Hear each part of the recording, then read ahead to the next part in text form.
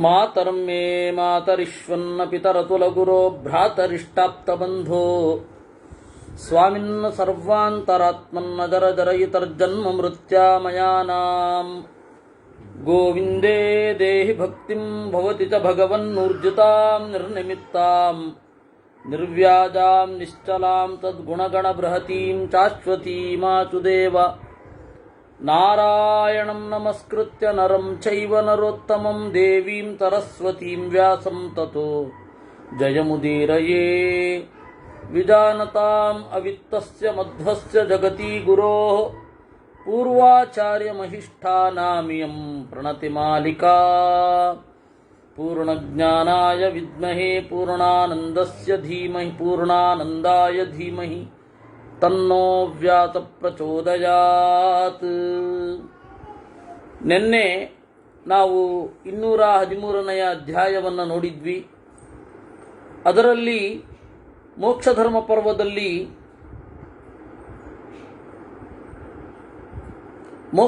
ಪರ್ವದಲ್ಲಿ ಲಕ್ಷ್ಮಿ ಹಾಗೂ ಇಂದ್ರರ ಸಂವಾದವನ್ನು ನೋಡಿದ್ವಿ. ಅಲ್ಲಿಂದ ನಾವು ಮುಂದೆ ಬರಲಿದ್ದೇವೆ. ಅದಕ್ಕಿಂತ ಮೊದಲು ಒಂದು ವಿಚಾರ ಹೇಳ್ಬಿಡ್ಬೇಕು, 2 ವಿಚಾರ. ಒಂದು,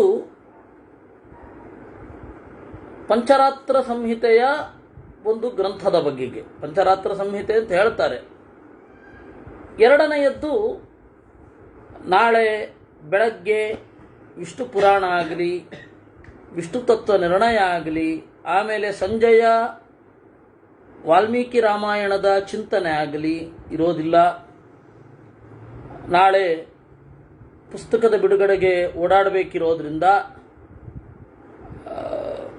ಎಲ್ಲರೂ ಹೇಳಿದ್ರು ವಿಷ್ಣು ತತ್ವ ನಿರ್ಣಯಕ್ಕೆ ಕೂತ್ಕೊಳ್ಳಿಕ್ಕಾಗೋದಿಲ್ಲ, ವಿಷ್ಣು ಪುರಾಣಕ್ಕೆ ಕುಳಿತುಕೊಳ್ಳಿಕ್ಕಾಗೋಲ್ಲ ಅಂತ. ಅದರಿಂದಾಗಿ ಆ ಚಿಂತನೆಗಳು ಇಲ್ಲ. ನಾಳೆ ಸಂಜೆ ಬಿಡುಗಡೆಯೇ ಇರುತ್ತೆ, ಆದ್ದರಿಂದಾಗಿ ಅದಿರೋದಿಲ್ಲ. ಇಷ್ಟರೊಂದಿಗೆ ಮುಂದುವರಿಸಬೇಕು. 2ನೆಯ ವಿಚಾರ ಏನು ಅಂದರೆ, ಲಕ್ಷ್ಮೀ ತಂತ್ರ ಅಂತ ಹೇಳಿ ಒಂದು ಪಂಚರಾತ್ರ ಗ್ರಂಥ ಪ್ರಚಲಿತದಲ್ಲಿದೆ. ಸೊಗಸಾದ ವಿಷಯಗಳು, ಆದರೆ ಅದು ಪಂಚರಾತ್ರ ಸಂಹಿತೆ ಅಲ್ಲ. ಯಾಕೆ ಅದರ ನೆನಪಾಯಿತು ಅಂತಂದರೆ, ಲಕ್ಷ್ಮೀ ತಂತ್ರವೂ ಕೂಡ ಇಂದ್ರ ಹಾಗೂ ಲಕ್ಷ್ಮಿಯರ ಸಂವಾದ ರೂಪದಲ್ಲಿ ಇದೆ. ಅದರಲ್ಲಿ ಶ್ರೀ ಸೂಕ್ತದ ವ್ಯಾಖ್ಯಾನ ಇದೆ. ಸಾಮಾನ್ಯ ಎಲ್ಲ ಪಂಚರಾತ್ರಗಳಲ್ಲಿ ಒಂದು ಲಕ್ಷ್ಮೀ ಸೂಕ್ತದ, ಇನ್ನೊಂದು ಪುರುಷ ಸೂಕ್ತದ ವ್ಯಾಖ್ಯಾನ ಇದ್ದೇ ಇರುತ್ತೆ. ವಿಷ್ಣು ಸಂಹಿತೆಯಲ್ಲಿ ಆಯ್ತಾ, ಆಮೇಲೆ ನಾರದ ಪಂಚರಾತ್ರದಲ್ಲಿ, ಅಹಿರ್ಬುದ್ಧ ಸಂಹಿತೆಯಲ್ಲಿ, ಹೀಗೆ ಪ್ರಾಚೀನವಾದ ಸಂಹಿತೆ ಅಂತ ಯಾವುದಿದೆ ಅದರಲ್ಲಿ ಎಲ್ಲ ಕಡೆ ಪುರುಷ ಸೂಕ್ತದ ವ್ಯಾಖ್ಯಾನ ಇದ್ದೇ ಇರುತ್ತೆ. ಪಂಚರಾತ್ರದಲ್ಲಿ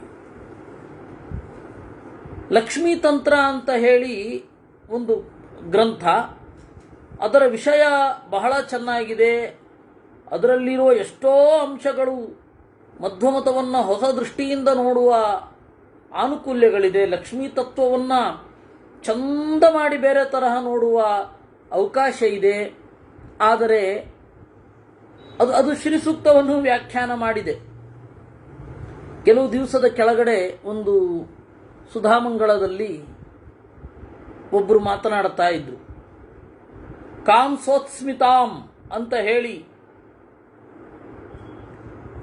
ಪ್ರತೀಕವನ್ನ ಲಕ್ಷ್ಮೀ ತಂತ್ರ ತೆಗೆದುಕೊಂಡಿದೆ. ಆದ್ದರಿಂದ ಕೆಲವು ಸಂಶೋಧಕರ ಕಾಂಸ್ಯಸ್ಮಿತಾಂ ಅನ್ನುವ ಪಾಠ ಅಸಂಗತ ಅಂತ ಮಾತನಾಡಿಬಿಟ್ರು.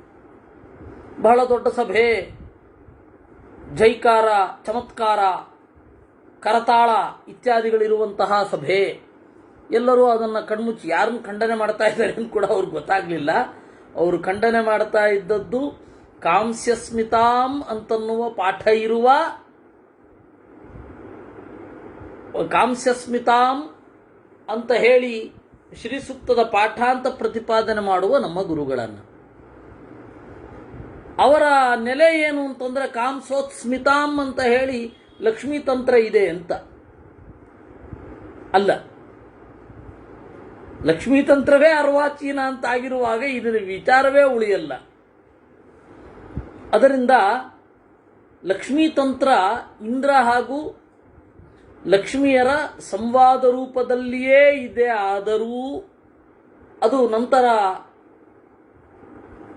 ಯಾರೋ ಒಬ್ಬ ದೇವಿಯ ಉಪಾಸಕ ಬರೆದದ್ದು. ಹೇಗೆ ಆನಂದ ರಾಮಾಯಣವನ್ನು ಭವಾನಂದ ಅನ್ನುವವನು ಬರೆದನೋ, ವಾಲ್ಮೀಕಿಗಳೇ ಹೇಳಿತು ಅಂತ ಅಲ್ಲಿದೆ. ಎಲ್ಲಿ? ಆನಂದ ರಾಮಾಯಣದಲ್ಲಿ ವಾಲ್ಮೀಕಿಗಳೇ ಹೇಳಿದ್ದು. ಅದು ಶಿವ ಹಾಗೂ ಪಾರ್ವತಿಯ ಸಂವಾದ ಅಂತ ಬೇರೆ ಇದೆ. ಅದನ್ನು ಒಪ್ಪಲಿಕ್ಕೆ ಬರಲ್ಲ. ಯಾಕೆಂದರೆ ಕೊಲೋಪೋನಲ್ಲಿ ಹೇಳಿದ ವಿಚಾರಗಳು ಕೆಲವೊಮ್ಮೆ ನಾವು ಒಪ್ಪಲಿಕ್ಕಾಗಲ್ಲ, ಬೇರೆ ಬೇರೆ ಕಾರಣಗಳಿಂದ. ಹಾಗೆ ಕೆಲವು 2002ನೇ ಇಸ್ವಿಯಲ್ಲಿ ಒಂದು ಘಟನೆ ಆಯಿತು. ಆಗ ತಾನೇ ನಾನು ತುಳು ಲಿಪಿಯನ್ನು ಓದಲಿಕ್ಕೆ ಕಲಿತಿದ್ದ ಕಾಲ.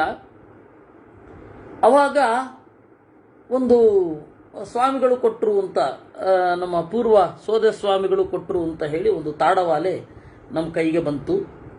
ವೇದಾಂಗ ತೀರ್ಥರು ರಚನೆ ಮಾಡಿದ ಐತರೇಯ ಭಾಷ್ಯ ಟೀಕೆ ಅನ್ನುವ ಹೆಸರಿನಿಂದ.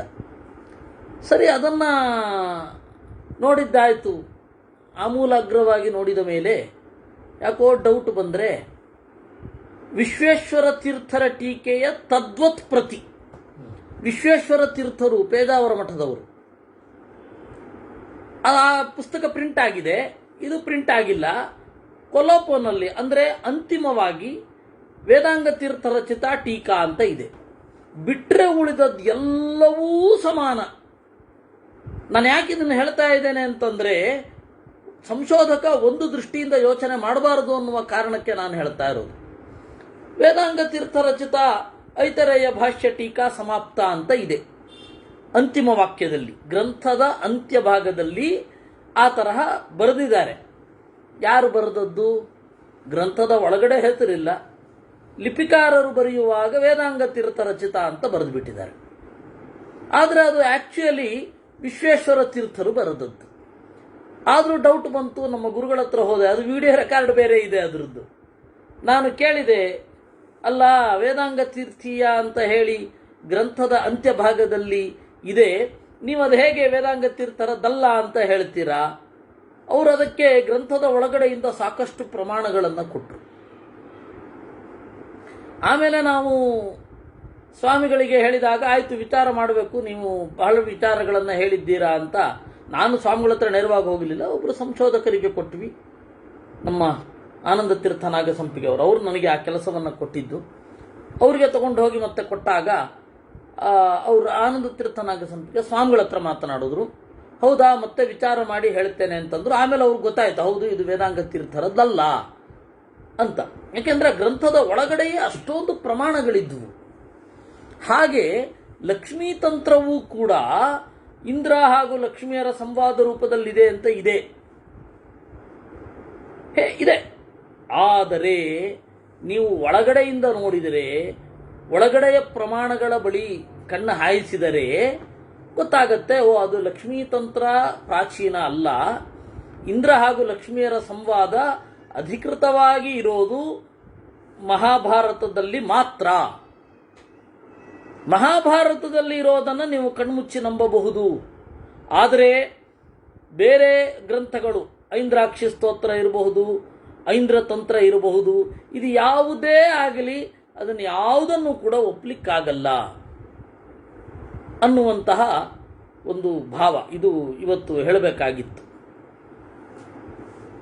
ಏಕೆಂದರೆ ಇದ್ಯಾಕೆ ಯಾವುದೋ ಗ್ರಂಥದ್ದು ಎಡಿಟಿಂಗು, ಯಾವುದೋ ಗ್ರಂಥದ ಇದು ಅಂತಂದರೆ, ನಾವು ಎಲ್ಲಿ ದಾರಿ ತಪ್ಪಬಾರದು, ಎಲ್ಲಿ ನಾವು ಆಚಾರ್ಯರಿಗೆ ಗಟ್ಟಿಯಾಗಿ ಅಂಟಿಕೊಂಡಿರಬೇಕು ಅನ್ನುವುದರ ಬಗೆಗೆ ಬಹಳ ಎಚ್ಚರ ಇರಬೇಕು. ನಮಗೆ ಆಚಾರ್ಯರು, ಮಧ್ವಾಚಾರ್ಯರು ಪ್ರಮಾಣ. ಮಧ್ವಾಚಾರ್ಯರನ್ನು ನಾವು ಒಪ್ಪಬೇಕು. ಮಧ್ವರಿಗೆ ವಿರುದ್ಧವಾದ ಯಾವುದೇ ಸಂಗತಿಗಳನ್ನಲ್ಲ, ಅದು ಮತದ ಒಳಗಡೆ ಇರಲಿ, ಮತದ ಹೊರಗಡೆ ಇರಲಿ.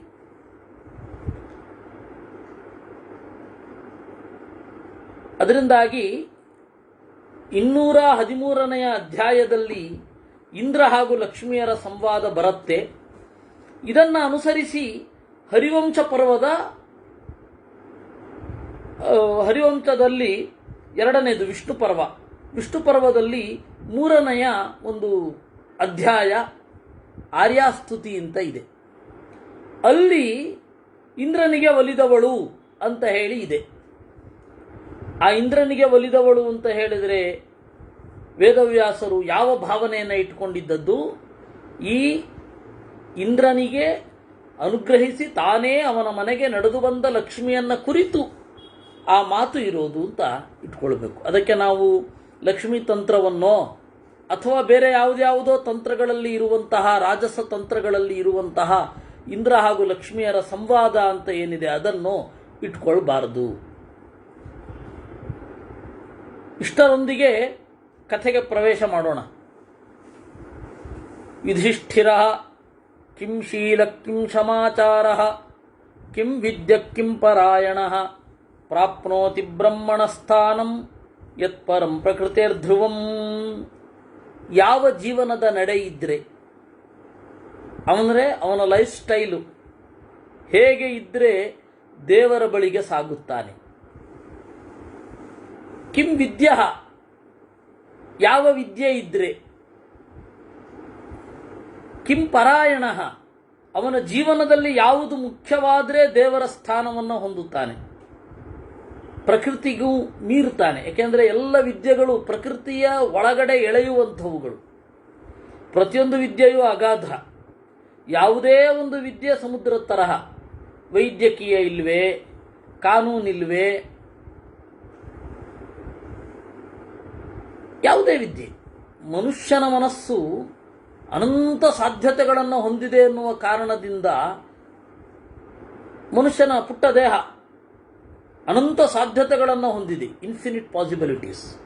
ಅದರಿಂದಾಗಿ ಐ ಆಮ್ ಪ್ರಾಕ್ಟೀಸಿಂಗ್ ಅಂತಾರೆ ಡಾಕ್ಟರ್. ಐ ಆಮ್ ಪ್ರಾಕ್ಟೀಸಿಂಗ್ ಅಂತಾರೆ. ಯಾಕೆಂದರೆ ಬುದ್ಧಿ ಅನ್ನೋದು ಅಷ್ಟು ಅನೂಹ್ಯವಾದ ತಿರುವುಗಳನ್ನು ಪಡೆಯುತ್ತೆ. ಅಂದರೆ ಯಾವುದೇ ಒಂದು ವಿದ್ಯೆ ಸಾಗರ. ಆದರೆ ಈ ಅದು ಏನು ಮಾಡುತ್ತೆ, ಅದು ಆ ವಿದ್ಯೆಯಲ್ಲಿ ಆಳಕ್ಕಿಳಿತಿದ್ದ ಹಾಗೆ ಪ್ರಕೃತಿ ತನ್ನ ಒಳಗಡೆನೆ ಉಳಿಸ್ಕೊಂಡಿರುತ್ತೆ. ಪ್ರಕೃತಿಯನ್ನು ಮೀರ್ಲಿಕ್ಕಾಗೋಲ್ಲ. ಪ್ರಕೃತಿಯನ್ನು ಮೀರಬೇಕು ಅಂತಲೇ ಯಾವುದಾದ್ರೂ ಇದ್ದರೆ ಯಾವ ವಿದ್ಯೆಯನ್ನು ಕಲಿತವ ಪ್ರಕೃತಿಯ ನಡೆಯನ್ನು ಮೀರ್ತಾನೆ. ಅದಕ್ಕೆ ಭೀಷ್ಮಾಚಾರ್ಯರು ಒಂದು ಸಾಲಿನ ಉತ್ತರವನ್ನು ಹೇಳ್ತಾರೆ. ಮೋಕ್ಷ ಧರ್ಮೇಶು ನಿರತಃ ಸದಾಚಾರೋ ಜಿತೇಂದ್ರಿಯ ಪ್ರಾಪ್ನೋತಿ ಬ್ರಹ್ಮಣ ಸ್ಥಾನಂ ಯತ್ಪರೇ ಪ್ರಕೃತಿರ್ಧ್ರುವಂ. ಯಾರು ಪ್ರಕೃತಿಯ ಒಳಗಡೆ ಇದ್ದು ಪ್ರಕೃತಿಯ ಆಚೆ ಹೋಗುವ ಭಾವವನ್ನು ಹೊಂದಿರ್ತಾನೆ ಅವನು ಮೋಕ್ಷ ಧರ್ಮೇಶು ನಿರತಃ. ಆಮೇಲೆ ಸದಾಚಾರ, ಒಳ್ಳೆಯ ನಡೆ, ಇಂದ್ರಿಯ ನಿಗ್ರಹ. ನೋಡಿ, ಸದಾಚಾರ ಮತ್ತೆ ಜಿತೇಂದ್ರಿಯತ್ವ it is common to all. ಒಳ್ಳೆ ನಾಗರಿಕನಾಗಿ ಬದುಕಬೇಕಿದ್ರೂ ಸದಾಚಾರನಾಗಿರಲೇಬೇಕು. ಸದಾಚಾರ ಅಂತ ಹೇಳಿದ್ರೆ ಬೇರೊಬ್ಬರಿಗೆ ತೊಂದರೆಯಾಗದ, ನಿನ್ನ ಒಳಗಿನ ಎತ್ತರಕ್ಕೆ ಕಾರಣವಾದ ನಡೆ, ಅದು ಸದಾಚಾರ. ಆ ಸದಾಚಾರದಲ್ಲಿ ಎರಡು ನಡೆಗಳು ಬರುತ್ತೆ, ಯಮ ಮತ್ತು ನಿಯಮ ಅಂತ. ಯಮ ಅಂತಂದ್ರೆ ಪಬ್ಲಿಕ್ ಡಿಸಿಪ್ಲಿನ್, ನಿಯಮ ಅಂದ್ರೆ ಸೆಲ್ಫ್ ಡಿಸಿಪ್ಲಿನ್. ಇದು ಎರಡೂ ಯಾವ ಆಚಾರದಲ್ಲಿ ಹದವಾಗಿ ಮಿಳಿತವಾಗಿರುತ್ತೋ ಅದನ್ನ ಸದಾಚಾರ ಅಂತ ಕರೀತಾರೆ. ಟ್ರಾಫಿಕ್ ರೂಲ್ಸ್ ಚೆನ್ನಾಗಿ ಪಾಲನೆ ಮಾಡ್ತಾನೆ, ಚೆನ್ನಾಗಿ ಕಂದಾಯ ಕಟ್ತಾನೆ ಅನ್ನೋದು ಅವನು ಒಳಗಿನ ಬೆಳವಣಿಗೆಗೆ ಏನೂ ಉಪಯೋಗ ಇರಲ್ಲ. ಒಳಗಿನ ಬೆಳವಣಿಗೆ ಬೇಕು ಅಂತ ಇರುವವನು ಅನಗತ್ಯವಾಗಿ ಪಬ್ಲಿಕ್ಕಿನಲ್ಲಿ ಕಾಂಟ್ರವರ್ಸಿಗೆ ಗುರಿಯಾಗೋದು ಒಳ್ಳೆಯದಲ್ಲ. ಅಂದರೆ ನಾನು ರಾಷ್ಟ್ರದ ನಿಯಮವನ್ನು ಪಾಲನೆ ಮಾಡೋಲ್ಲ, ರಾಷ್ಟ್ರ ಧರ್ಮ ನನಗಿಲ್ಲ. ಹೌದು, ಅಂತಿಮವಾಗಿ ಇಲ್ಲ. ರಾಷ್ಟ್ರ ಧರ್ಮ ಎಲ್ಲ ನಮ್ಮ ರಕ್ಷಣೆಗಾಗಿ ಇರುವಂಥದ್ದು. ಈ ದೇಹದ ರಕ್ಷಣೆಗಾಗಿ, ಒಂದು ನೆಮ್ಮದಿಯ ವಾತಾವರಣಕ್ಕಾಗಿ ಒಂದು ರಾಷ್ಟ್ರ ಅನ್ನೋದೊಂದು ಬೇಕು. ಇಲ್ಲ, ಮೋಕ್ಷಕ್ಕೆ ಏನು ಸಾಧನ ಅಲ್ಲ, ಅದರಿಂದಾಗಿ ನಾನು ಒನ್ ವೇನಲ್ಲಿ ಬೈಕ್ ನಿಲ್ಲಿಸ್ತೀನಿ, ಒನ್ ವೇನಲ್ಲಿ ಬೈಕ್ ನುಗ್ಗಿಸ್ತೀನಿ, ನೋ ಪಾರ್ಕಿಂಗಲ್ಲಿ ನಿಲ್ಲಿಸ್ತೀನಿ, ಅಲ್ಲಿಗೆ ಬರಲ್ಲ. ಯಾಕೆಂದರೆ ಪಬ್ಲಿಕ್ ಡಿಸಿಪ್ಲಿನ್ ಮುಖ್ಯ ಆಗತ್ತೆ, ಅಹಿಂಸೆ ಮೊದಲಾದವುಗಳೇ. ಅದರಿಂದ ಸದಾಚಾರ ಅಂತಂದರೆ ಯಮ ಹಾಗೂ ನಿಯಮಗಳನ್ನು ಒಳಗೊಂಡದ್ದು. ಇನ್ನು ಇಂದ್ರಿಯ ನಿಗ್ರಹ, ಇದು ಎರಡೂ ಇದ್ದರೆ ಅದು ಇರಲೇಬೇಕು. ಒಬ್ಬ ಚೆನ್ನಾಗಿ ಬಾಳಬೇಕು ಅಂತಂದರೆ ಇರಲೇಬೇಕು, ಇವೆರಡೂ ಇರಬೇಕು. ತೋರಿದ್ದನ್ನೆಲ್ಲ ತಿನ್ಬಿಡ್ಲಿಕ್ಕಾಗಲ್ಲ, ಹೊಟ್ಟೆ ಕೆಡತ್ತೆ. ಹಾಗೆ ತೋರಿದ್ದನ್ನೆಲ್ಲ, ಇಂದ್ರಿಯ ಬಯಸಿದ್ದನ್ನೆಲ್ಲ ಮಾಡಿಬಿಡ್ಲಿಕ್ಕಾಗಲ್ಲ. ನಮ್ಮ ಅನಾರೋಗ್ಯವೇ ನಮ್ಮ ಮುಂದೆ ಬರುತ್ತೆ. ಅದರಿಂದಾಗಿ ಜಿತೇಂದ್ರಿಯತ್ವ ಇರಬೇಕು, ಸದಾಚಾರತ್ವ ಇರಲೇಬೇಕು. ಯಾಕೆಂದರೆ ನೆಮ್ಮದಿಯ ಬಾಳು ನಮ್ಮದಾಗಬೇಕು ಅಂತಂದರೆ ಸದಾಚಾರ ಇರಬೇಕು. ಈ ಎರಡು ಬೇಕು, ಸದಾಚಾರ ಮತ್ತು ಜಿತೇಂದ್ರಿಯ. ಆದರೆ ಇದು ಎರಡನ್ನೂ ಪಾಲನೆ ಮಾಡ್ಕೊಂಡು ಬರ್ತಾ ಇದ್ದ ವ್ಯಕ್ತಿಯೂ ಕೂಡ ಪ್ರಕೃತಿಯ ಆಚೆ ಏನು ಹೋಗಲ್ಲ ಅವನು. ಅದರಿಂದಾಗಿ ಫಸ್ಟ್ ಅವನಿಗೆ ಒಂದು ವಿಲ್ ಇರಬೇಕು. ಏನು? ಮೋಕ್ಷ ಧರ್ಮೇಶು ನಿರತಃ, ಬಿಡುಗಡೆಯ ದಾರಿಯಲ್ಲಿ ಸಾಗಬೇಕು. ಅಂದರೆ ಇದರ ಮಿತಿಯ ಎಚ್ಚರ ಇರಬೇಕು. ನಮ್ಮ ವಿದ್ಯೆಯ ಮಿತಿಯ ಎಚ್ಚರ, ಇದು ಎಲ್ಲಿಗೆ ಒಳಗಡೆ ಎಳೆಯುತ್ತೋ ಹೊರಗಡೆ ಹಾಕತ್ತೋ. ನಮ್ಮ ನಡೆಯ ಎಚ್ಚರ, ಇದು ಒಳಗಡೆ ಎಳೆಯುತ್ತೋ ಹೊರಗಡೆ ಹಾಕತ್ತೋ. ಇದು ಎರಡೂ ಕೂಡ ಇರಬೇಕು. ಅವನು ಮೋಕ್ಷ ಧರ್ಮದಲ್ಲಿ ರಥ. ಯಾಕೆಂದರೆ ಯಾವುದೇ ವಿದ್ಯೆ, ಯಾವುದೇ ಸಂಗತಿ, ನಾವು ಮೋಕ್ಷಶಾಸ್ತ್ರ ಅಂತ ಏನು ಹೇಳ್ತೇವೆ ಅದರಲ್ಲಿಯೂ ಕೆಲವೊಂದು ಒಳಗಡೆಗೆ ಉಳಿಸುವಂತಹ ವ್ಯವಸ್ಥೆ ಇರುತ್ತೆ.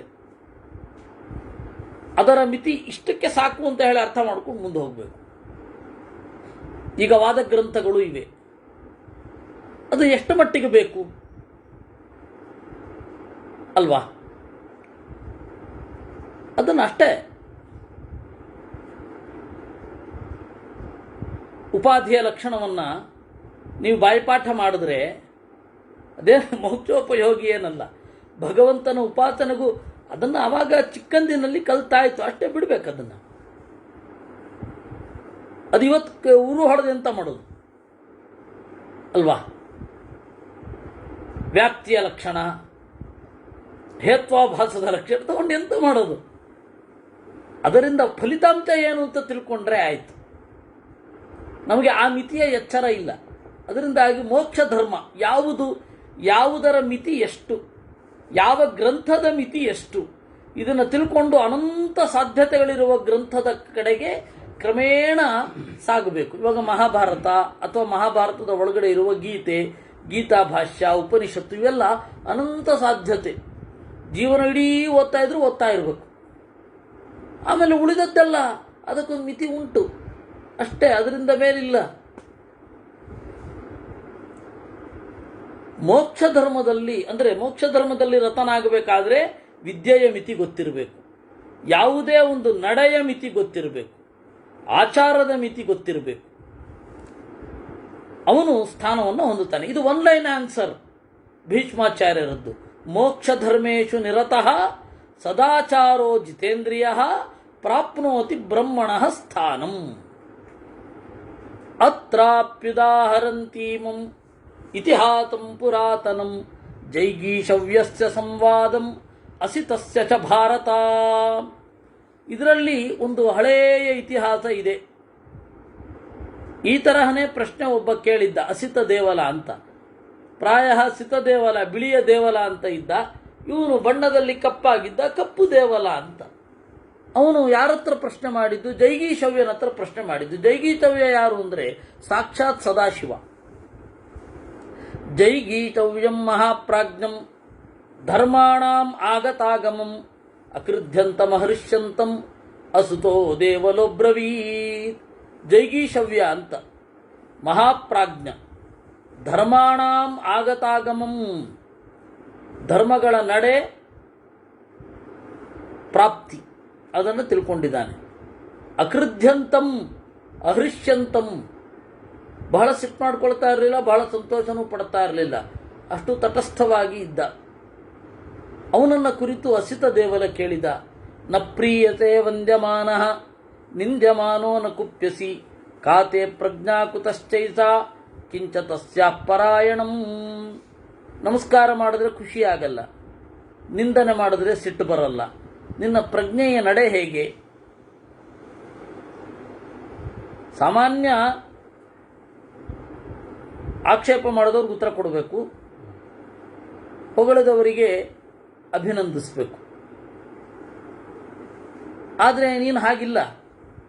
ಏನು ಈ ವಿಭಿನ್ನವಾದ ನಡೆ? ಇತಿ ತೇನಾನುಯುಕ್ತಃ ಸಹ ತಮುವಾಚ ಮಹಾತಪಾಃ ಮಹದ್ವಾಕ್ಯಮಸಂದಿಗ್ಧಂ ಪುಷ್ಕಲಾರ್ಥಪದಂ ಶುಚಿ. ಹೀಗೆ ಪ್ರಶ್ನೆ ಮಾಡಿದಾಗ ಕ್ಲಾರಿಟಿ ಇರುವ ಉತ್ತರವನ್ನು ಕೊಟ್ಟ. ಅಸಂದಿಗ್ಧಂ, ಡೌಟ್ ಇರಲಿಲ್ಲ. ಪುಷ್ಕಲಾರ್ಥ ಪದಂ, ಭಾರಿ ಪದ, ಭಾರಿ ಅರ್ಥ. ನಾವಿವತ್ತು ಇಂಗ್ಲಿಷಿನಲ್ಲಿ ನೋಡೋದಾದರೆ, ಇಂಗ್ಲಿಷಿನಲ್ಲಿ ಭಾರೀ ಪದಗಳಿವೆ, ಅರ್ಥವೇ ಗಾಢವಾಗಿರಲ್ಲ. ಇಂಥ ಬೊಂಬಾರ್ಡಿಂಗ್ ಇರುತ್ತೆ ಅದು ಆ ಪದದ್ದು.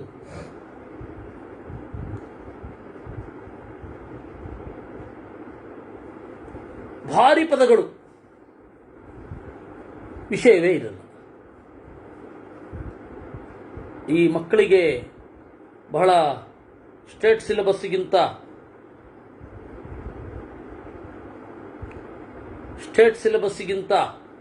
ಅತ್ಯಂತ ವಿಭಿನ್ನವಾದದ್ದನ್ನು ಕೊಡಬೇಕು ಅಂತ ಹೇಳಿ ICSE ಆ ಥರದ್ದು ಯಾವುದೋ ಒಂದು ಟೆಕ್ಸ್ಟ್ ಭಾರಿ ಭಾರಿ ಕಾವ್ಯ ಇಟ್ಬಿಟ್ಟಿರ್ತಾರೆ ಅವ್ರಿಗೆ, ಆದರೆ ವಿಷಯ ಏನಿರೋದೇ ಇಲ್ಲ.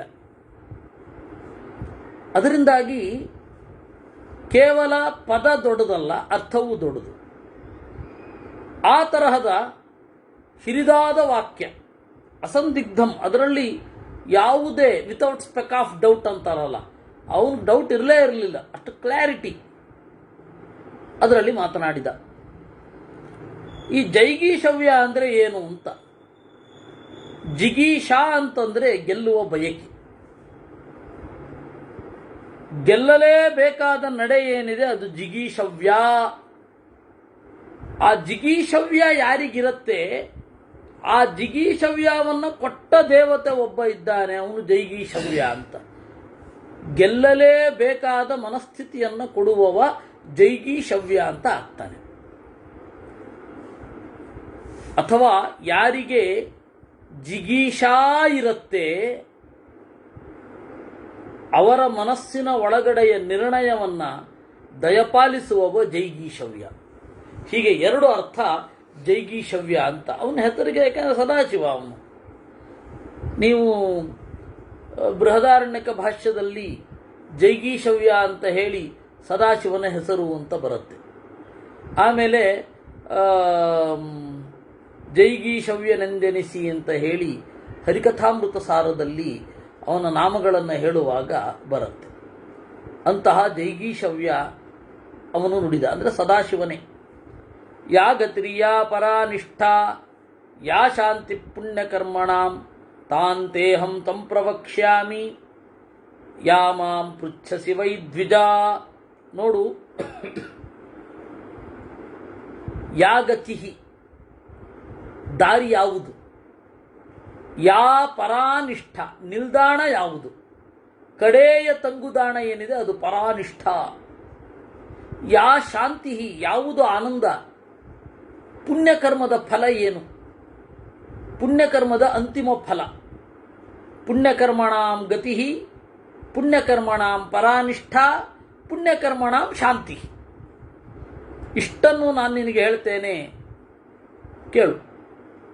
ನಿಂದತ್ಸು ಚ ಸಮಾನಿತ್ಯಂ ಪ್ರಶಂಸತ್ಸು ಚ ದೇವಲ ನಿಹ್ನುವಂತಿ ಚ ಏದೋಚಂ ಸಮಯಂ ಸುಕೃತಂಚ ಯತ್. ನಿಂದತ್ಸು ಚ ಸಮಾನಿತ್ಯಂ, ಯಾವಾಗಲೂ ಒಬ್ಬರು ನಿಂದನೆ ಮಾಡ್ತಾ ಇರ್ತಾರೆ.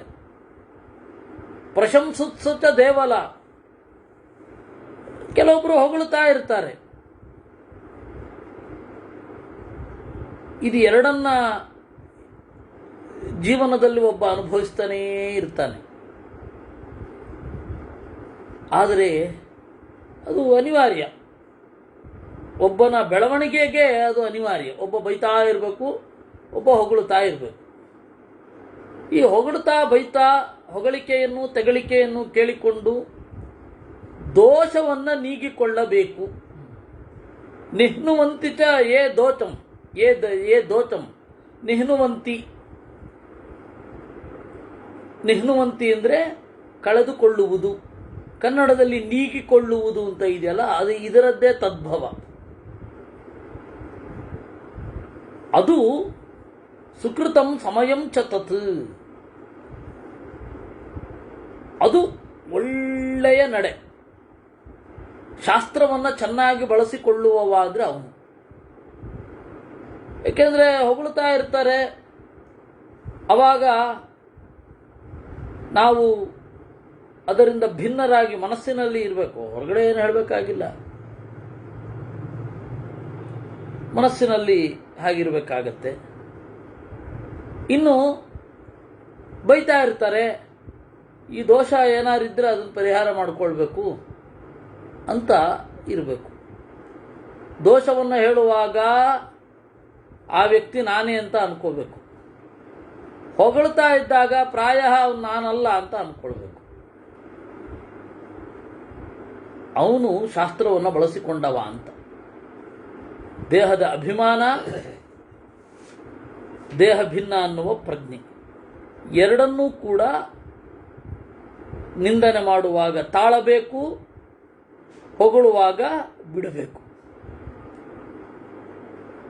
ಉಕ್ತಾಶ್ಚನ ವಿವಕ್ಷಂತಿ ವಕ್ತಾರಮಹಿತೇ ರತಂ ಪ್ರತಿಹಂತುಂ ನ ಚೇಚ್ಛಂತಿ ಹಂತಾರಂತೆ ಮನೀಷಿಣಃ.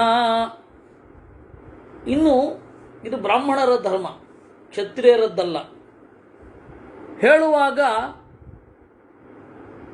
ಯಾರೋ ಒಬ್ರು ಬೈಯುವಾಗ ವಾದ ಮಾಡಲಿಕ್ಕೆ ಹೋಗಬಾರ್ದು ಅವರನ್ನು.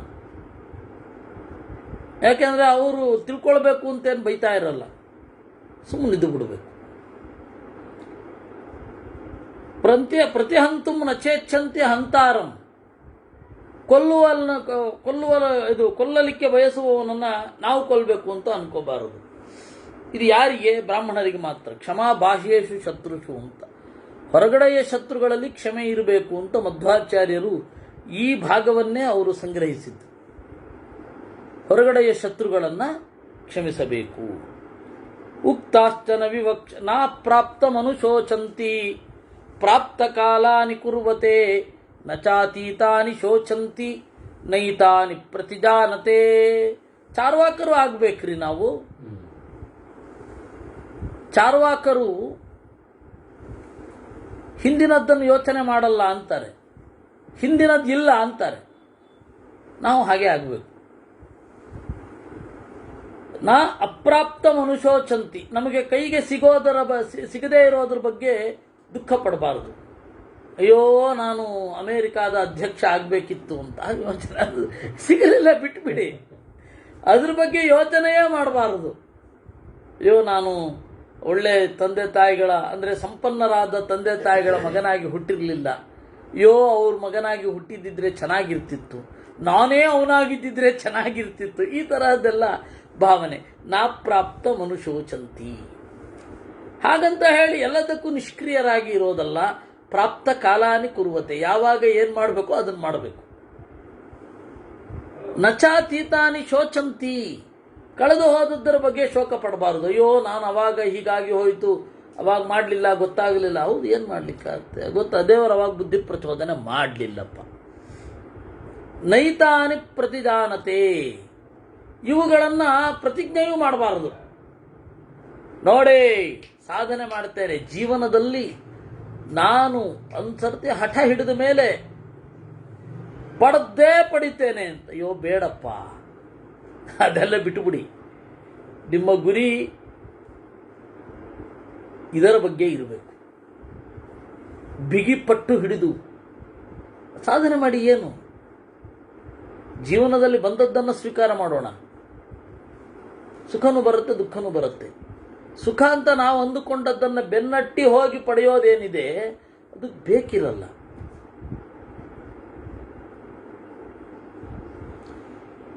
ಸಂಪ್ರಾಪ್ತಾನಾಂಚ ಪೂಜ್ಯಾನಾಂ.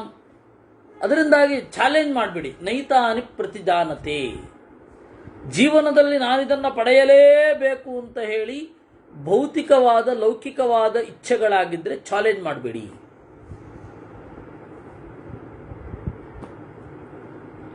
ನಿಮಗೆ ಇವ್ರಿಗೆ ಅದನ್ನು ಒಪ್ಪಿಸ್ತೇನೆ, ನಾನು ಗ್ರೇಟ್ ಅಂತ ಹೇಳಿ ಇವ್ರ ಕೈನಲ್ಲಿ ನಾನು ಅನ್ನಿಸ್ಕೊಳ್ತೇನೆ, ಈ ತರಹದ್ದೆಲ್ಲ ಬಿಟ್ಬಿಡ್ರಪ್ಪ ಅಂತಾರೆ. ಇದು ಸಾಧನೆಯ ದಾರಿ. ಇದು ಸಾಧನೆ ಅಂದರೆ ಪಟ್ಟು ಹಿಡಿದು ಮಾಡೋದಲ್ಲ. ಪಟ್ಟು ಹಿಡಿದು ಮಾಡಬೇಕಾದದ್ದು ದೇವರ ಬಳಿಗೆ ಸಾಗುವುದು ಮಾತ್ರ. ಪಕ್ವ ಅಸಂಪ್ರಾಪ್ತಾನಾಂಚ ಪೂಜ್ಯಾನಾಂ ಕಾಮಾದರ್ಥೇಶು ದೇವಲ ಯಥೋಪ. ಇದನ್ನೆಲ್ಲ ಸ್ವಾಭಿಮಾನದ ಪ್ರತೀಕ ಅಂತ ಅನ್ಕೊಳ್ತಾರೆ ಜನ. ಆ ತರಹ ಗುರುತಿಸ್ತಾರೆ. ಕರೆಕ್ಟು, ಅವನು ಸಖತ್ ಸ್ವಾಭಿಮಾನಿ ರೀ ಅಂತೆಲ್ಲ ಗುರುತಿಸ್ತಾರೆ. ಎಲ್ಲ ಕರೆಕ್ಟು. ಒಬ್ಬರ ಸಹಾಯವನ್ನು ನಾನು ಜೀವನದಲ್ಲಿ ಪಡೆಯೋದೇ ಇಲ್ಲ ಅಂತ ಎಲ್ಲ ಹಾಗೆ ಅಂದುಕೊಳ್ಳೋದು ಭಾರಿ ಸ್ವಾಭಿಮಾನ ಅಂತ ಅಂದ್ಕೊಂಡಿದ್ದಾರೆ. ಆ ತರಹ ಬೇಕಿಲ್ಲ, ಅಷ್ಟೊಂದು ಉಗ್ರತೆ ಬೇಕಿಲ್ಲ. ಸಂಪ್ರಾಪ್ತಾನಾಂ ಚ ಪೂಜ್ಯಾನಾಂ ಕಾಮಾದರ್ಥೇಷು ಭಾರತ ದೇವಲ ಯಥೋಪಪತ್ತಿಂ ಕುರ್ವಂತಿ ಶಕ್ತಿವಂತೋ ಧೃತೌರತಾಃ. ಪೂಜ್ಯರಾದವರು ನಮಗೆ ಶಕ್ತಿ ನಮ್ಮ ಕೈಲಿ ಆಗೋದನ್ನು ಏನಾದರೂ ಹೇಳಿದರೆ ಮಾಡಲಿಕ್ಕೆ ತಯಾರಾಗಿರ್ಬೇಕು, ಅದು ಯೋಗ್ಯವಾಗಿದ್ದರೆ. ಪೂಜ್ಯರಾದವರು ಹೇಳಿದ್ರು ಅಂತ ಹೇಳಿ ಅಯೋಗ್ಯವಾದ ಕೆಲಸಗಳನ್ನು ಮಾಡಲಿಕ್ಕೆ ಹೋಗಬೇಡ. ಅಯ್ಯೋ ಅವರು ಹೇಳ್ತಾ ಇದ್ದಾರೆ ನಾನು ಅಯೋಗ್ಯವಾದ ಕೆಲಸ ಮಾಡ್ತೇನೆ. ಓಹೋ. ಪಕ್ವ ವಿದ್ಯಾ ಮಹಾಪ್ರಾಜ್ಞ ಜಿತಕ್ರೋಧ ಜಿತೇಂದ್ರಿಯಾ ಮನತಾ ಕರ್ಮಣ ವಾಚ ನಾಪರಾಧ್ಯಂತಿ ಕಸ್ಯಚಿತ್. ವಿದ್ಯೆ ಮಾಗಿದವರು, ಪ್ರಜ್ಞೆ ಇದ್ದವರು, ಕೋಪವನ್ನು ಗೆದ್ದವರು, ಇಂದ್ರಿಯ ಇಂದ್ರಿಯವನ್ನು ಮೀರಿದವರು ಮನಸ್ಸಿನಿಂದಲೋ ಕರ್ಮದಿಂದಲೋ ಮಾತಿನಿಂದಲೋ ಯಾರ ಬಗೆಗೂ ಅಪರಾಧ ಮಾಡುವುದಿಲ್ಲ. ಅನಿರ್ಷ್ಯವೋ ಹಿಚಾನ್ಯೋನ್ಯಂ ನ ಹಿಂಸಂತಿ ಕದಾಚನ ನ ಚ ಜಾತೂಪತಪ್ಯಂತೆ ಧೀರಾ ಪರ ಸಮೃದ್ಧಿಭಿಃ. ಇನ್ನು ಅಸೂಯೆ ಇರಬಾರದು, ಪರಸ್ಪರ ಹಿಂಸೆ ಮಾಡಿಕೊಳ್ಬಾರದು, ಬೇರೆಯವರ ಸಂಪತ್ತನ್ನು ನೋಡಿ ಸಿರಿವಂತಿಕೆಯನ್ನು ನೋಡಿ ಕರುಬಬಾರದು. ಅದು ಮೈನ್. ಯಾಕೆಂದರೆ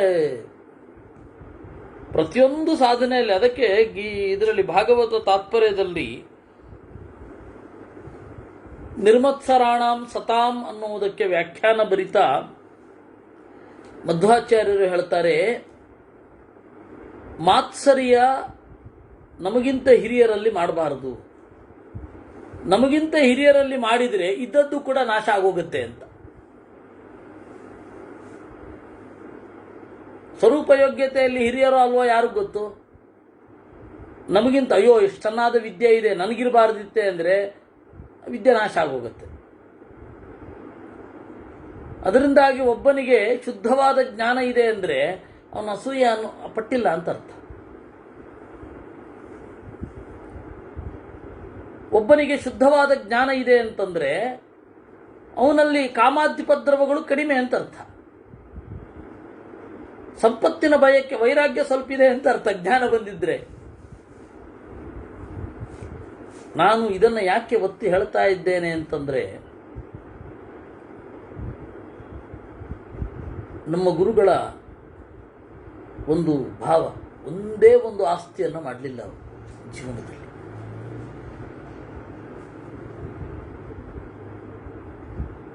ಅಂದ್ರೆ ಅಷ್ಟು ನಿಸ್ಪೃಹರಾಗಿ ಬದುಕಿದ್ದಕ್ಕೆ ಆ ತರಹದ ಜ್ಞಾನ ಇದೆ. ಇಲ್ಲಾಂದ್ರೆ ಆ ತರಹದ ಜ್ಞಾನ ಸುಲಭನ?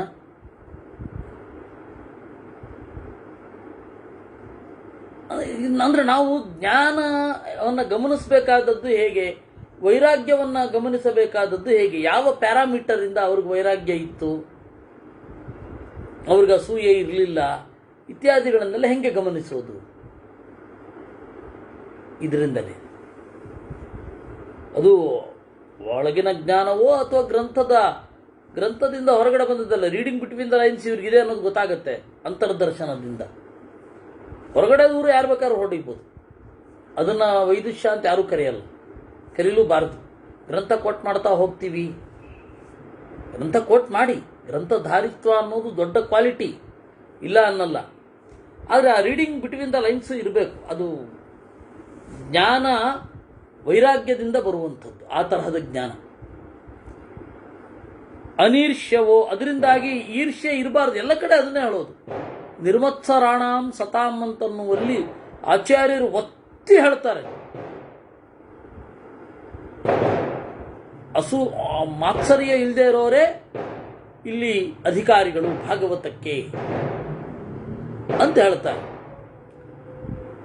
ಅಂತಹ ಆಚಾರ್ಯರ ಶಿಷ್ಯರು ಹಾಗ್ಯಾಕೆ ಮಾಡ್ತಾರೆ ಅಲ್ವೇ? ನಮಗಿಂತ ಎತ್ತರದವ್ರು ಯಾರೋ ಒಬ್ರು ಬಂದು ಭಾಷ್ಯ ಬರೀತಾರೆ ಅಂತ, ವ್ಯಾಖ್ಯಾನ ಬರೀತಾರೆ ಅಂದರೆ ಸಂತೋಷ ಪಡ್ಬೇಕು. ಯಾಕೆಂದ್ರೆ ಅವ್ರು ಕೇಳ್ತಾ ಇರೋದು ಈಗ, ಮುಂದೆ ಆಗತ್ತೆ ಅಂದರೆ ನಾನು ಯಾವ್ದು ಹೇಳ್ತಾ ಇದ್ದೀನಿ ಗೊತ್ತಾಗಿರ್ಬೇಕು ನಿಮಗೆ. ಆಚಾರ್ಯರ ಹತ್ರ ಹೋಗಿ ಕೇಳಿದ್ರಂತೆ ಅವರ ಶಿಷ್ಯರೆಲ್ಲ, ಸ್ವಾಮಿ ನಮ್ಗಿವಾಗ ನೀವು ಕೂತಾಗ ಅರ್ಥ ಆಗತ್ತೆ, ಎದ್ದೋದ್ಮೇಲೆ ಎಲ್ಲ ಮರ್ತೋದ ಹಾಗಾಗತ್ತೆ, ಎದ್ದೋದ್ಮೇಲೆ ಎಲ್ಲ ಮರ್ತೋದ ಹಾಗಾಗತ್ತೆ, ಅದಕ್ಕೆ ಯಾರು ವ್ಯಾಖ್ಯಾನ ಬರೀತಾರೆ? ಆಚಾರ್ಯರು ಆ ಎತ್ತನ್ನು ತೋರಿಸಿ ಹೇಳಿದ್ರಂತೆ, ವ್ಯಾಖ್ಯಾಸ್ಯತ್ಯೇಶ ಘೋರಾಟ್, ಅಂದರೆ ಎತ್ತು ಸಾಯದೆ ವ್ಯಾಖ್ಯಾನ ಮಾಡ್ಲಿಕ್ಕೆ ಆಗಲ್ಲ ಅಂತ. ಎತ್ತು ಸಾಯಬೇಕಾದ್ರೆ ಕನಿಷ್ಠ ಪಕ್ಷ 2-3 ವರ್ಷ ಬೇಕು. ಅವ್ರು ಯಾವ ವಯಸ್ಸಿನಲ್ಲಿತ್ತೋ ಆ ಎತ್ತು ಅವ್ರು ಬೆಳಿಬೇಕು, ಆ ಹುಡುಗ ಬೆಳಿಬೇಕು, ಎತ್ತಾಗಿ ಕೇಳಿ ಮನುಷ್ಯನಾಗಿ ಹುಟ್ಟಿ ಆಮೇಲೆ ಬೆಳಿಬೇಕು. ಅದು ಅಲ್ಲಿ ತನಕ ಕಾಯ್ಬೇಕು. ನಾನು ಕೇಳ್ತಾ ಇರೋದು ಈಗ ನೋಡಿ. ನನಗೆ ಪರಿಗರಹ ಅನ್ನೋದಕ್ಕೆ ಒಂದು ಪದಕ್ಕೆ ಅರ್ಥ ಕೊಡ್ರಿ ಅಂದರೆ, ನೋಡಪ್ಪ ಇನ್ನೊಂದು 10 ವರ್ಷ ಆದಮೇಲೆ ಒಬ್ಬ ಬರ್ತಾನೆ, ಅವನು ಅಮರಕೋಶಕ್ಕೆ ಕನ್ನಡಾನುವಾದ ಬರೀತಾನೆ, ಅಲ್ಲಿ ನಿನಗೆ ಗೊತ್ತಾಗುತ್ತೆ ಅಂತ ಹೇಳಿದ್ರೆ ಏನು ದಡ್ಡತನದ ಅರ್ಥ? ಅದು ದಡ್ಡತನದ ಉತ್ತರ. ನಮ್ಗೆ ಇಂತಹ ಪರಿಜ್ಞಾನವೂ ಇಲ್ಲ.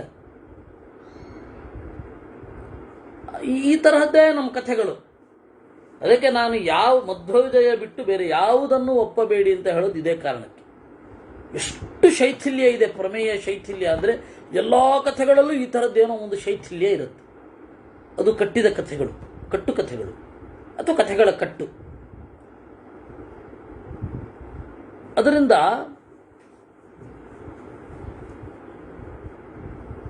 ಈರ್ಷ್ಯ ಅಂತ ಅನ್ನೋದು ಅಷ್ಟು ಸಾಧನೆಯಲ್ಲಿ ಅಡ್ಡಿ. ಈರ್ಷ್ಯೆ ಇರಬಾರದು. ನಚ ನಿಂದಾ ಪ್ರಶಂಸಾಭ್ಯಾಂ ವಿಕ್ರಿಯಂತೆ ಕದಾಚನ. ಎಲ್ಲ ಕಡೆ ಪ್ರಶಾಂತರಾಗಿ ಸರ್ವಭೂತ ಹಿತರಾಗಿ ಇರ್ತಾರೆ. ವಿಸೃಜ್ಯ ಹೃದಯ ಗ್ರಂಥಿಂ ಚಂಕ್ರಮ್ಯಂತೆ ಯಥಾ ಸುಖಂ. ಹೃದಯ ಗ್ರಂಥಿ ಮನಸ್ಸಿನ ಕಟ್ಟು ಅಂದರೆ ಸಾಧಾರಣವಾಗಿ ಮನಸ್ಸು ಪರಿಸರದಿಂದ ಬಂದದ್ದನ್ನು ಒಂದನ್ನು ನಂಬಿರುತ್ತೆ, ಅದನ್ನು ಮೀರಬೇಕು, ಸುಖವಾಗಿ ತಿರುಗಾಡು. ಸುಖ ಇರೋದೇ ಆ ಮನಸ್ಸಿನ ಕಟ್ಟನ್ನು ಮೀರಿದಾಗ. ಅಂದರೆ ಒಂದು ಸಿದ್ಧವಾದ ರೆಡಿಮೇಡ್ ಆನ್ಸರ್ಸು, ರೆಡಿಮೇಡ್ ಕ್ವಶನ್ಸ್ ಇರುತ್ತೆ. ಅಂದರೆ ಶಾಸ್ತ್ರ ಬಿಟ್ಟು ಒಂದು ರೆಡಿಮೇಡ್ ಕ್ವಶನ್ ಅಂಡ್ ಆನ್ಸರ್ ನಮ್ಮಲ್ಲೆಲ್ಲ ಪ್ರಚಲಿತವಾಗಿ ಇದ್ಬಿಟ್ಟಿರುತ್ತೆ. ಸುಖ ಪಡೀಲಿಕ್ಕೆ ಏನು ಮಾಡಬೇಕು ಅಂತ ಕೇಳಿದ್ರೆ MNC ಒಂದರಲ್ಲಿ ನೌಕರರಾಗಿ ಇರಬೇಕು, ಇಷ್ಟು ಸಂಪತ್ತಿರಬೇಕು, ಇಷ್ಟು ಇದಿರಬೇಕು ಅಂತೆಲ್ಲ ಅಸೆಂಪ್ಷನ್ಸ್ಗಳು. ಹೊರಗಡೆ ಎಲ್ಲ ಜನರದ ಅಭಿಪ್ರಾಯ ಹಾಗೇ ಇರುತ್ತೆ, ನಮಗೂ ಅದೇ ತಲೆನಲ್ಲಿ ಇರುತ್ತೆ. ಇದು ಹೃದಯ ಗ್ರಂಥಿ, ಪರಿಸರದಿಂದ ಬಂದ ಸುಖದ ಚಿಂತನೆಗಳು. ಇನ್ನು ತಾಯಿಯ ಗರ್ಭದ ಜೊತೆಗೆ ಬಂದ ಕೆಲವೊಂದು ಚಿಂತನೆಗಳು, ಜೆನೆಟಿಕಲ್ ಪ್ರಾಬ್ಲಮ್,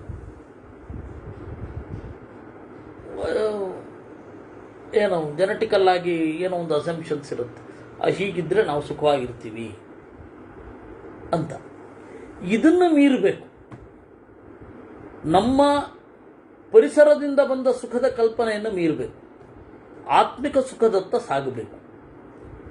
ಅದನ್ನ ಹೇಳೋದು ವಿಸೃಜ್ಯ ಹೃದಯ ಗ್ರಂಥಿಂ ಚಂಕ್ರಮ್ಯಂತೆ ಯಥಾ ಸುಖಂ ನ ಚೈಷಾಂ ಬಾಂಧವಾಸ್ಸಂತಿ ತೇ ಚಾನ್ಯೇಷಾಂ ನ ಬಾಂಧವಾಹ. ಇವರಿಗೆ ಬಂಧುಗಳಿಲ್ಲ ಅಂದರೆ ಬಂಧುಗಳ ಮೋಹಕ್ಕೆ ಒಳಗಾಗಬಾರದು. ಅಮಿತ್ರಾಶ್ಚನ ಸಂತೇಷಾಂ, ಅವರಿಗೆ ಅಮಿತ್ರರೂ ಇರೋದಿಲ್ಲ, ಅವರು ಯಾರಿಗೂ ಅಮಿತ್ರರಲ್ಲ. ಏವಂ ಕುರ್ವತೆ ಮರ್ತ್ಯಾಹ ಸುಖಂ ಜೀವಂತಿ ಸರ್ವದಾ. ಹೀಗೆ ಯಾರು ಮಾಡ್ತಾರೆ ಅವರು ಸುಖವಾಗಿ ಇರ್ತಾರೆ. ಓಹೋ ನೋಡಿ ಇಲ್ಲಿದೆ, ಇವರಿಗೆ ಯಾವ ಬಂಧುಗಳು ಇರಲ್ಲ, ಇವರು ಯಾರಿಗೂ ಬಂಧುಗಳಲ್ಲ, ಇವರಿಗೆ ಯಾರೂ ಶತ್ರುಗಳಲ್ಲ, ಇವರು ಯಾರಿಗೂ ಶತ್ರುಗಳಲ್ಲ. ಹಾಗಾದರೆ ಕ್ಲೋಸ್ ಸರ್ಕಲ್ನೆಲ್ಲ ಬಿಟ್ಬಿಟ್ಟು ಎಲ್ಲೋ ಕಾಡಿನಲ್ಲಿ ಇದ್ಬಿಡ್ಬೇಕು ಅಂತ ಅರ್ಥ ಆಗತ್ತೆ ಇದು ಕೇಳಿದ್ರೆ. ಕೆಲವರು ಹೀಗಿದ್ದೂ ಇದ್ದಾರೆ.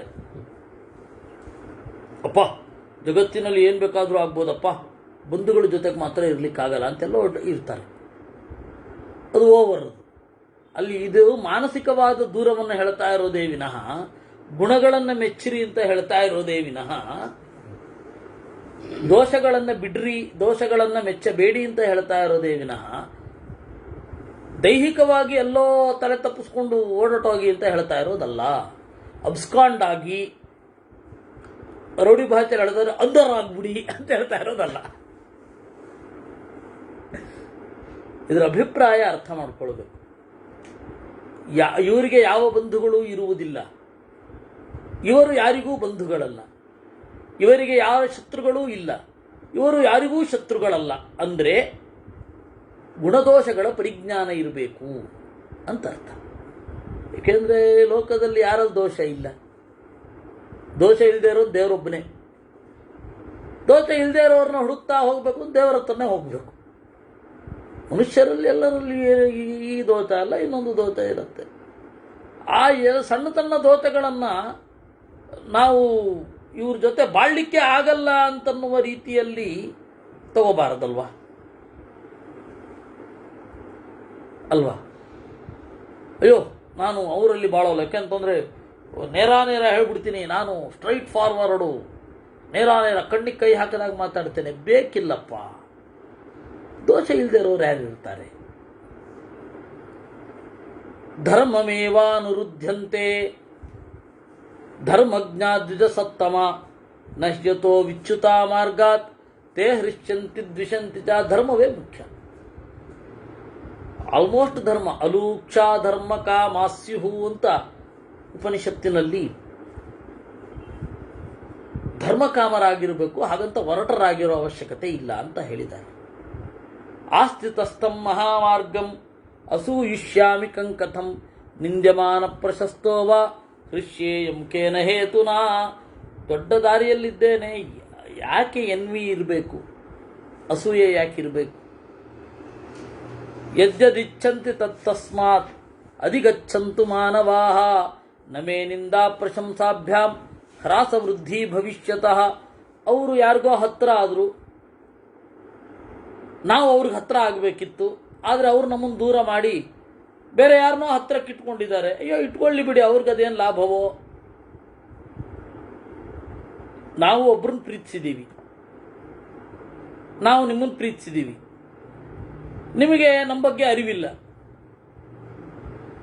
ನಿಮ್ಮ ಜೊತೆಗೆ ಯಾರೋ ಒಬ್ಬರು ಆಪ್ತರಾಗಿ ಇರ್ತಾರೆ, ಅವರು ದೋಷಗಳು ಇಷ್ಟು ನನ್ನ ಹತ್ರ ಇದೆ, ಸಂಕಟ ಯಾಕೆ ಕೊಡಬೇಕು? ಅವರಿಗೆ ಅವರಿಂದ ಲಾಭ ಇರಬಹುದೇನೋ. ದೇವರು ಗಂಟು ಹಾಕಿದ್ದು ಒಬ್ಬ ಒಳ್ಳೆ ಗುಣಗಳಿದೆ ಅಂತಂದ ಮಾತ್ರಕ್ಕೆ ಒಬ್ಬ ಇನ್ನೊಬ್ಬನಿಗೆ ಇಷ್ಟ ಆಗಬೇಕು ಅಂತ ಉಂಟಾ?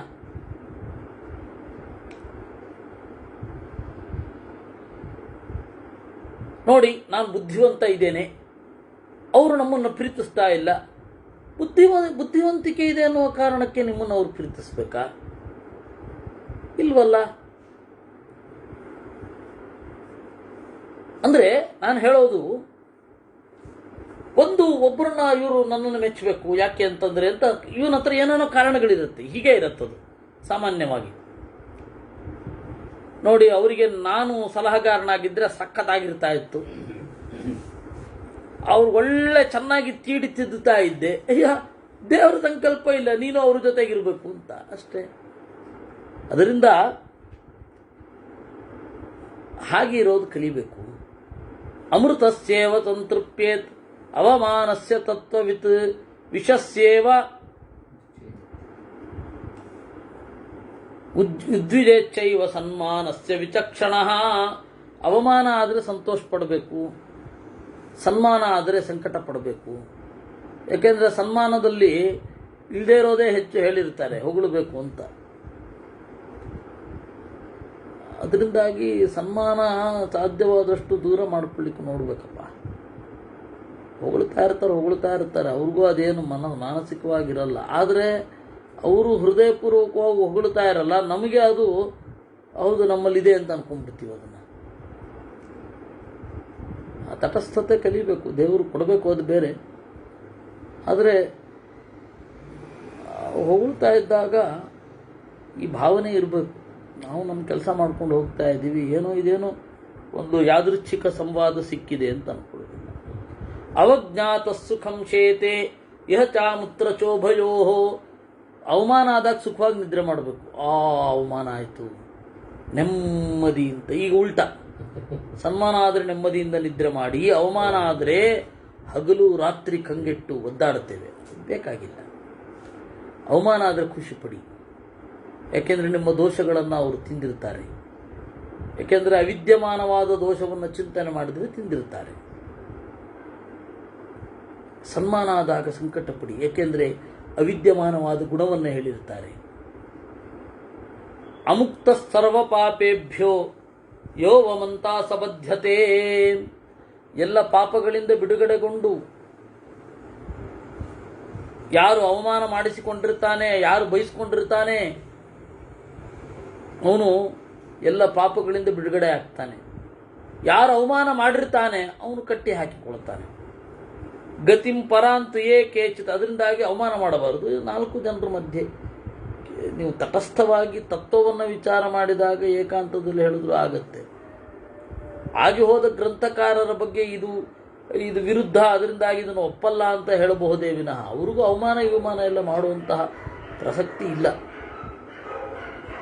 ಗತಿಂ ಪರಾಂತು ಏ ಕೇಚಿತ್ ಪ್ರಾರ್ಥಯಂತಿ ಮನೀಷಿಣಃ ಏತದ್ವೃತ್ತಂ ತಮಾಶ್ರಿತ್ಯ ಸುಖಮೇದಂತಿ ತೇ ಜನಾಃ. ಇದನ್ನ ಈ ತರಹ ನಡೆಯಿದ್ರೆ ಸುಖ ಆಗತ್ತೆ. ನಾವು ಸಂತೋಷವನ್ನು ಸುಖ ಅಂತ ಅಂದ್ಕೊಂಡಿದ್ದೀವಿ, ಹಾಗಲ್ಲ. ಸರ್ವತಶ್ಚ ಸಮಾಹೃತ್ಯ ಕ್ರತೂನ್ ಬ್ರಹ್ಮನ್ ಜಿತೇಂದ್ರಿಯ ಪ್ರಾಪ್ನೋತಿ ಬ್ರಹ್ಮಣಸ್ಥಾನಂ ಯತ್ಪರಂ ಪ್ರಕೃತಿರ್ಧ್ರುವಂ. ಎಲ್ಲ ಕಡೆಯಿಂದ ಜ್ಞಾನವನ್ನು ಪಡೆದು ಕ್ರತೂನ್ ಸಮಾಹೃತ್ಯ ಎಲ್ಲ ತರಹದ ಯಜ್ಞ. ಇಲ್ಲಿ ಗೀತೆಯಲ್ಲಿ ಏವಂ ಬಹುವಿಧ ಯಜ್ಞಾ ವಿತತಾಹ ಬ್ರಹ್ಮಣೋ ಮುಖೇ ಅಂತ ಇದೆ. ಎಲ್ಲ ತರಹದ ಯಜ್ಞಗಳು ಯಾವ್ಯಾವಾಗ ಏನೇನಾಗತ್ತೋ ಅದನ್ನು ಮಾಡಿ ಪ್ರಕೃತಿಯ ಆಚೆಗೆ ಹೋಗ್ತಾನೆ. ನಾಸ್ಯ ದೇವಾನ ಗಂಧರ್ವ ನ ಪಿಶಾಚ ನರಾಕ್ಷಸಾಹ ಪದಮನ್ವವರೋಹಂತಿ ಪ್ರಾಪ್ತಸ್ಯ ಪರಮಾಂ ಗತಿ. ಇವನು ಏರಿದ ಎತ್ತರಕ್ಕೆ ಯಾರೂ ಏರಲಾಗುವುದಿಲ್ಲ ಅಂತ ಜೈಗೀಷವ್ಯರು ಹೇಳಿದರು ಅನ್ನುವುದರ ಬಗೆಗೆ ನಾವು ನೋಡಿದಾಗ 214ನೇ ಅಧ್ಯಾಯ. ಇಲ್ಲಿಂದ ಮುಂದೆ ಯುಧಿಷ್ಠಿರ ಹೇಳ್ತಾನೆ, ಪ್ರಿಯ ಸರ್ವಸ್ಯ ಲೋಕಸ್ಯ ಸರ್ವಸತ್ವಾಭಿನಿಂದಿತಃ ನಂದಿತಃ ಗುಣೈಃಸರ್ವೈರುಪೇತಶ್ಚ ಕೋನ್ವಸ್ತಿ ಭುವಿ ಮಾನವಃ. ಯಾರೊಬ್ಬ ಇದನ ಎಲ್ಲ ಲೋಕಗಳು ಮೆಚ್ಚುವಂತಹ ಒಬ್ಬ ವ್ಯಕ್ತಿ, ಎಲ್ಲ ಗುಣಗಳಿಂದ ತುಂಬಿದವನು, ಎಲ್ಲ ಜೀವರೂ ಅವನನ್ನು ಕುರಿತು ಹೊಗಳುವ ಒಬ್ಬ ವ್ಯಕ್ತಿ ಇದಾನ ಅಂತ ಕೇಳ್ತಾನ. ಎಲ್ಲರೂ ನಿಂದಿತರೂ ಹೌದು, ಪ್ರಶಂಸಿತರೂ ಹೌದು. ಒಬ್ಬ ವ್ಯಕ್ತಿ ಎಲ್ಲರಿಂದ ಪ್ರಶಂಸೆ ಮಾತ್ರ ಪಡೆದು ನಿಂದನೆಯನ್ನೇ ಪಡೆಯದ ಒಬ್ಬ ವ್ಯಕ್ತಿ ಇದಾನ. ಆಯ್ತು ಹೇಳ್ತೇನೆ ಕೇಳು. ಉಗ್ರಸೇನ ಮತ್ತೆ ನಾರದರ ಸಂವಾದ ಹೇಳ್ತೇನೆ, ಸಾಕು. ಕೃಷ್ಣಾರ್ಪಣಮಸ್ತು. ನಾಳೆ ಬೆಳಗ್ಗೆ ಇಲ್ಲ, ಸಂಜೆಯೂ ಇಲ್ಲ. ಬೆಳಗ್ಗೆ ಬ್ರಹ್ಮಸೂತ್ರ ಭಾಷ್ಯ ಮಾತ್ರ ಇದೆ. ಬೆಳಗ್ಗೆ 7:15 ಅಲ್ವಾ, 7:15 8. ಪ್ರದೀಪ ಅವರಿದ್ದರೆ ಬ್ರಹ್ಮಸೂತ್ರ ಇದೆ. ಸಂಜೆ ಮಧ್ಯಾಹ್ನ ಇಲ್ಲ, ಸಂಜೆ ಇದೆ. ನಾಡಿದ್ದಿದೆ, ಭಾನುವಾರ ಇದೆ. ಕೃಷ್ಣಾರ್ಪಣಮಸ್ತು.